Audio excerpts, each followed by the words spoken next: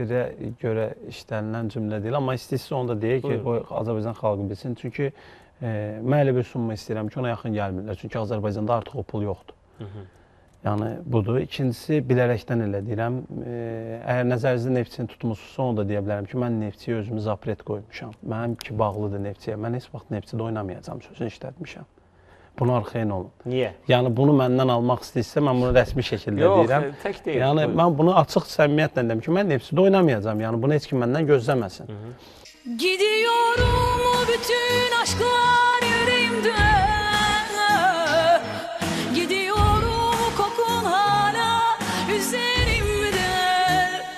Sana korkular bıraktım, bir de yeni başlangıçlar. Big Bir kendim, Oz. biri ben gidiyorum.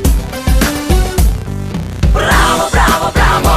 1000 puan kazandınız beyefendi. Bu küçük oyunda her şey ortada. Bravo, bravo, bravo.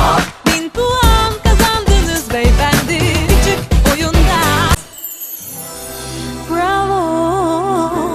1000 puan kazandınız. Ha, ha. Beni bu gece bölmürəm. Kontur yoxdur, sən geliyə bilmirəm. WhatsApp-a gir, darıxmışam sənsin. WhatsApp-a gir, darıxmışam sənsin. WhatsApp.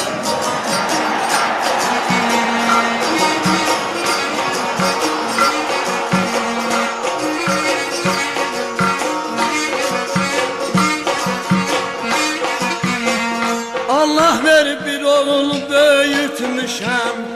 7 qara qoç qurbanın kəsmişəm, ay eller.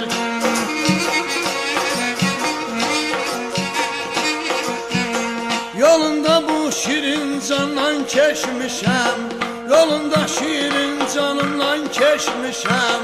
Mənə gülür gəlib gedəndən də gəl, ol ağrın alım qayıt kəndə gəl, kəndə gəl.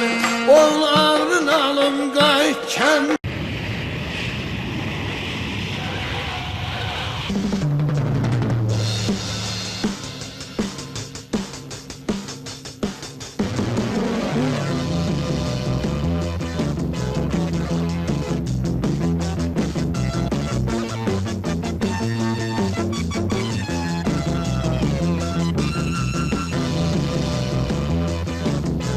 Hello papa. Kim bu Kadir amca? Oğlum. Oğlum mu? Oğlum. Ola bilər. Hansı hallarda ola bilər ki, Neftçinin heyətində ola bilərəm. O da bəzi hallar var. Yəni futbol aləmində, yəni biz bilirik ki, nəyə görə. Eller çalışmazsa para para para. Para da para para. Varlığı